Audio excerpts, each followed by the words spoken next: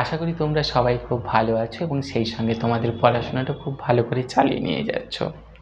তো আজকের ভিডিওটা সেই সকল স্টুডেন্টদের জন্য হতে চলেছে যারা বিভিন্ন সরকারি চাকরির প্রতিযোগিতামূলক পরীক্ষার প্রিপারেশন নিচ্ছ বা বিভিন্ন কম্পিটিটিভ এক্সামের প্রিপারেশন নিবে বলেই ভাবছো, তাদের জন্য আজকের এই ভিডিও, তাদের জন্য আমাদের এই চ্যানেল।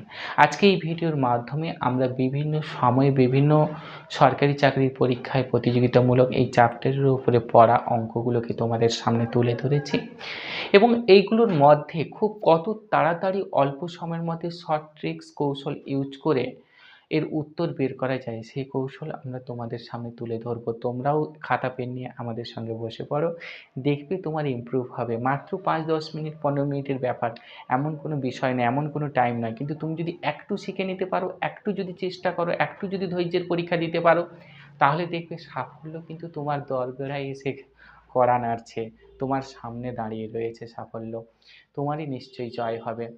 তো তার জন্য অবশ্যই চ্যানেলটা সাবস্ক্রাইব করে রাখো এবং পাশে থাকা বেল আইকন ক্লিক করে দিও এবং লাইক করো এবং বন্ধুদের সঙ্গে শেয়ার করো।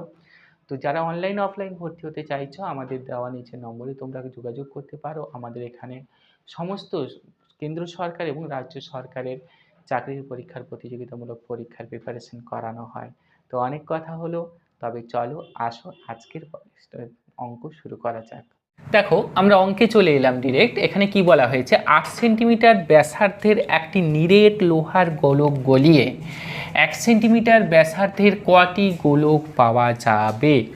ঠিক আছে, তো তার জন্য তোমাকে কি করতে হবে, গোলকের আয়তনটা করে দিতে হবে। তার মানে এ গোলকের আয়তন ইজিক্যাল টু ও গোলকের আয়তন করে দিতে হবে, দিলেই তোমার চলে আসবে। অঙ্কটা কিভাবে করা হবে দেখে নাও। আমি এটার জানি না 1 সেন্টিমিটার ব্যাসার্ধের কটি গোলক পাওয়া যাবে আমি জানি না। সাপোজ আমি এক্সটি পাওয়া যাবে আমি ধরে নিলাম। ঠিক আছে, তার মানে ধরে নাও 4/3 পাই আর কিউব। এবার গোলকের আয়তনের আমরা সূত্রটা বলে দিই, 4/3 পাই আর কিউব, তোমরা জানো। এবার আর কিউব মানে এখানে আর হচ্ছে 1 whole cube equal to 4/3 into pi into এখানে আরটা কত, আরটা রিপ্রেজেন্ট করছে 8 কিউব। ঠিক আছে, আচ্ছা এখানে দেখো 4/3 কেটে যাবে, পাই কেটে যাবে। আচ্ছা এটা তার মানে 1 হবে, মানে 1 হোল কিউব 1 হয়, 8 আসলে 64, 64 8 8 4 32 2 হাতে 3 8 6 48 49 50 51 মানে 512। তার মানে 512 এক্সের ভ্যালু বেরিয়েছে। তার মানে আমি কয়টি গোলক পাবো, 512টি গোলক পাবো। ঠিক আছে, এটাই অ্যান্সার হয়ে যাবে। যদি তুমি সূত্রটা জানো, সূত্রটা মনে রাখবে, তাহলে অঙ্কটা কিছুই নয়। চলো দেখো আমরা পরের অঙ্কে চলে এলাম। এখানে কি বলা হয়েছে, 3 সেন্টিমিটার 4 সেন্টিমিটার 5 সেন্টিমিটার দৈর্ঘ্যের ব্যাসার্ধের 3টি নিরেট তামার গোলক গলিয়ে একটি বড় গোলক তৈরি করা হলো। বড় গোলকটির ব্যাসার্ধের দৈর্ঘ্য নির্ণয় করো। ঠিক আছে, এখানে কিছুই নেই, এখানে 3টে নিরেট তামার গোলক গলিয়েছে, তার মানে এদের আমাদের আয়তনটা বের করে নিই। আচ্ছা 3টে আছে 4/3, আমি 4/3 পাই আর কিউ এর আয়তনের সূত্র। তার মানে প্রত্যেকটা 3টেরই হবে 4/3 পাই আর কিউ 1, 4/3 পাই আর কিউ 2, 4/3 পাই আর কিউ 3। আমি এত না করে একসাথে কমন নিয়ে নিচ্ছি। দেখো 4/3 পাই, এবার আর এর ভ্যালু ফুট করে দাও 3, 3 cube plus 4, 4 cube plus 5, 5 cube equal to যে নতুন গোলকটা তৈরি হবে, এটা দিয়েই তো নতুন গোলকটা তৈরি হচ্ছে। তার মানে আমি ধরে নিলাম 4/3 পাই, আমি আর এর ভ্যালু জানি না, তার মানে ধরে নিলাম x⁴ কিউব হোল কিউব। যেহেতু আমি আর এর ভ্যালুটা জানি না, এক্স হিসেবে ডিনোট করে দিলাম। ঠিক আছে, আচ্ছা 4/3 কেটে যাবে, পাই কেটে যাবে, কোনো সমস্যা নেই। আচ্ছা চলো 3 3 9 9 3 27 প্লাস 4 4 16 4 64 প্লাস 5 5 25 5 125। ঠিক আছে, সমান x⁴ ঠিক আছে, আর এই 3টেকে যোগ করে ফেলো, যোগ করলে কত হচ্ছে দেখো 125 64 27 5 4 9 9 7 16 16 6 হাতে 1 6 4 10 একে 11 1 হাতে 1 1 1 2 216। আচ্ছা কার কিউব হচ্ছে 216, 216 হচ্ছে 6 কিউব হয়, 216 6 কিউব হয়, তার মানে x cube, or x is equal to 6। ঠিক আছে, এটাই হয়ে যাবে অ্যান্সার। 6 কি সেমি, এটাই অ্যান্সার হয়ে যাবে। যাই, দেখো আমরা পরের অঙ্কে চলে এলাম। এখানে কি বলা হয়েছে, দুটি গোলকের আয়তনের অনুপাত দিয়ে দেওয়া হয়েছে 8:27, তাদের ক্ষেত্রফলের অনুপাত কত। এই অঙ্কটা কিন্তু বহুবার কিন্তু বিভিন্ন সরকারি চাকরির এক্সামে এসছে, কিন্তু ভালো করে দেখে নাও। দুটি গোলকের আয়তনের অনুপাত, আমরা গোলকের আয়তনের অনুপাত মানে কি, দুটোর সব থেকে কম ভ্যালু, মানে দুটো ডিভাইডেড। আচ্ছা চলো, 4/3 πr³ ডিভাইডেড, এটা 1 যদি হয়, 4/3 πr³ এটা 2। ঠিক আছে, তো চলো এক্ষেত্রে তাহলে এখানে বলে দেওয়া হয়েছে এটা ইজিক্যাল টু বলে দেওয়া হয়েছে 8/27, তাই তো।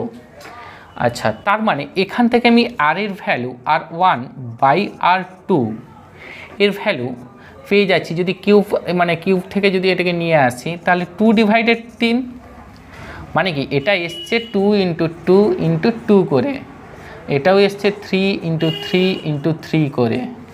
ঠিক আছে, এটাকে কনভার্ট করে নিলাম, কিউটাকে 1-এ নিয়ে চলে এলাম, 2:3। তার মানে আর এর ভ্যালুগুলো আমি পেয়ে গেলাম। এবার ক্ষেত্রফলের ভ্যালু, ক্ষেত্রফল কি 4πr², 4πr² divided by 4πr², এটা 1, এটা যদি 2 ধরি, তাই তো।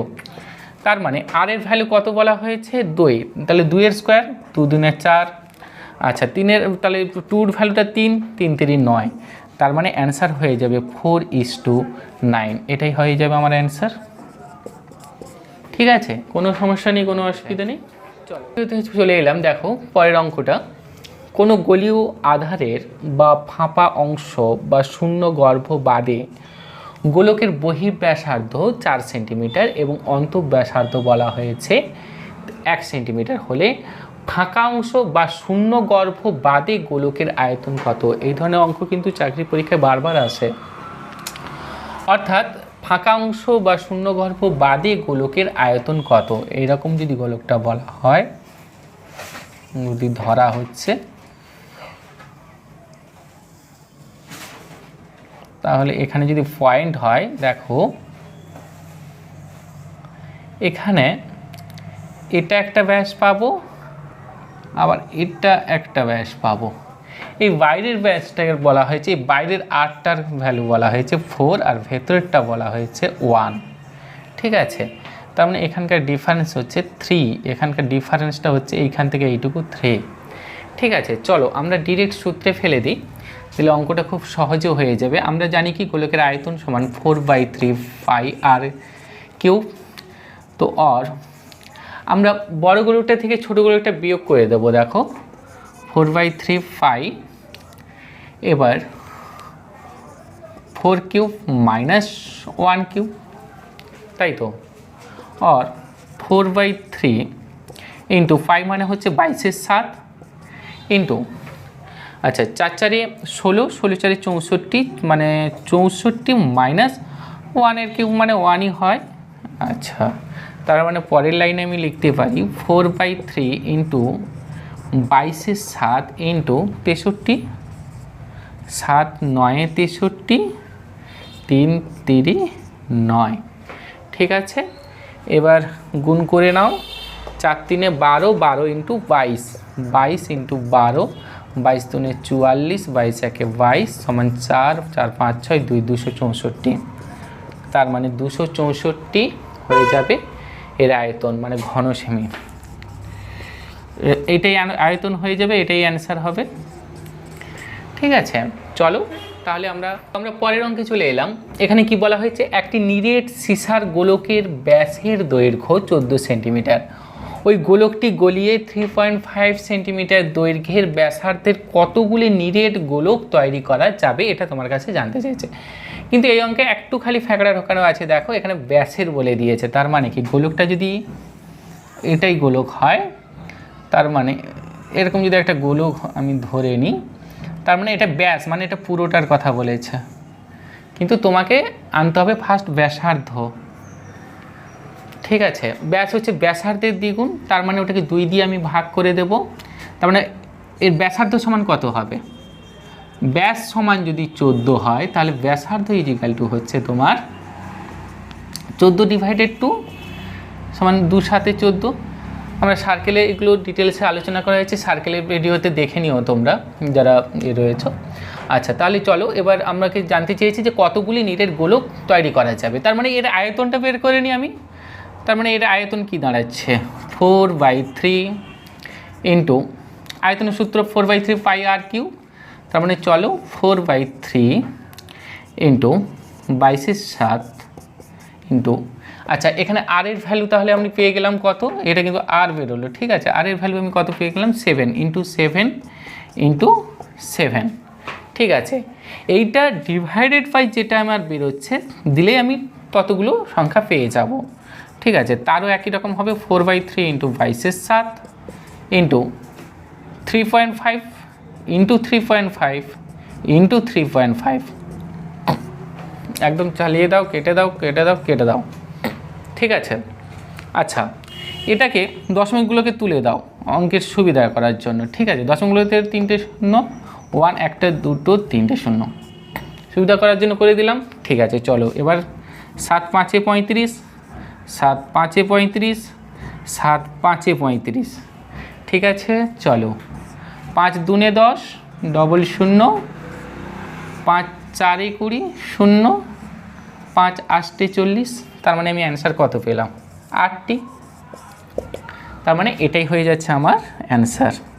তার মানে আমি কয়টা গোলক তৈরি করতে পারবো? 8টি গোলক তৈরি করতে। এখানে কি বলা হয়েছে দেখো, যদি একটি অর্ধগোলকের ব্যাস 14 সেন্টিমিটার হয় তাহলে সমগ্র তলের ক্ষেত্রফল কত? এতক্ষণ পর্যন্ত আমরা সমগ্র মানে পুরো গোলকের করেছি, স্পিয়ারে করেছি, এবারে কিন্তু আমরা অর্ধগোলকে চলে এলাম বা গোলার্ধে চলে এলাম। যদি একটি অর্ধগোলকের ব্যাস 14 সেন্টিমিটার হয়, আচ্ছা ফার্স্টেই ব্যাস বলে দিয়েছে, তার মানে আমি ব্যাসার্ধটা বের করে নিই। ব্যাসার্ধ সমান হচ্ছে ব্যাসার্ধ 14/2 সমান ব্যাসার্ধ হয়ে যাবে 7 সেমি। ব্যাসার্ধ আমি বের করে নিলাম। আচ্ছা, সমগ্রতলের ক্ষেত্রফলের সূত্র কি? 3πr²। 3πr², তাহলে বসিয়ে দাও 3, 5 জায়গায় 5 ভ্যালু বসিয়ে দাও, 22/7, আর এর জায়গায় বসিয়ে দাও r² সমান 2 আর হয়ে যাবে, 7 7 কেটে যাবে, তার মানে 7 3 21 ইন্টু 22, 22 ইন্টু 21, 7 3 21 ইন্টু 22। আচ্ছা 22 একে 22 হয়ে যাচ্ছে, 22 2 44 হয়ে যাবে, তার মানে 2 4 2 6 4,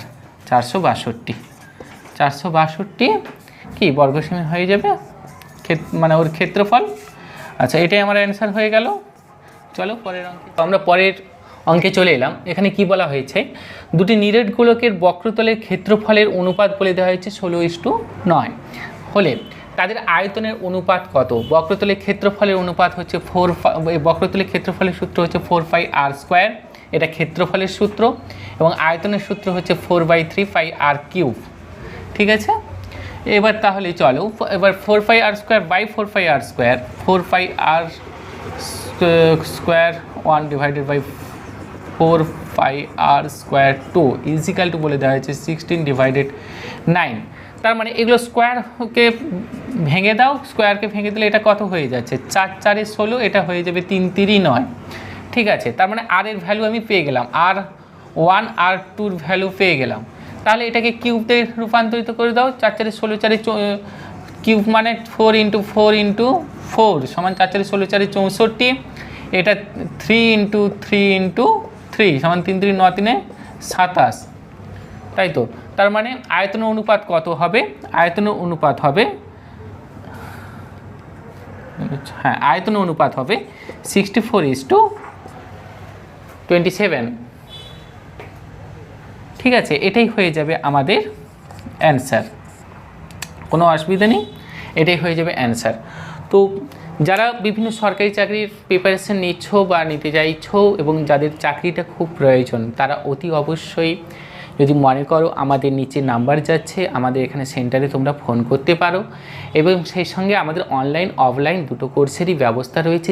যে চাকরির জন্য প্রিপারেশন করানো কেন, আমাদের সমস্ত পিডিএফ নোট ম্যাটেরিয়ালস এবং ডিরেক্ট ক্লাস সমস্ত কিছুরই ব্যবস্থা রয়েছে। তোমরা আমাদের অফিসে যোগাযোগ করো, সেই সঙ্গে চ্যানেলটা অবশ্যই সাবস্ক্রাইব করো এবং লাইক করো এবং কমেন্ট সেকশনে বলার যদি কিছু থাকে কমেন্ট করো এবং বন্ধুদের সাথে শেয়ার করো। পাশে বেল আইকনে থাকা বেল আইকন ক্লিক করো, যাতে ভবিষ্যতে এই ধরনের ভিডিও আরও তোমরা নতুন নতুন করে বেশি বেশি করে পেতে পারো। তোমাদের ইন্সপিরেশন আমাদের এগিয়ে যাওয়ার লক্ষ্য এবং তোমাদের চলার পথে আমরা তোমাদের সাথী হয়ে সঙ্গী হয়ে থাকবো, এটাই আমাদের বার্তা। ভালো থেকো, সুস্থ থেকো, পড়াশোনাটা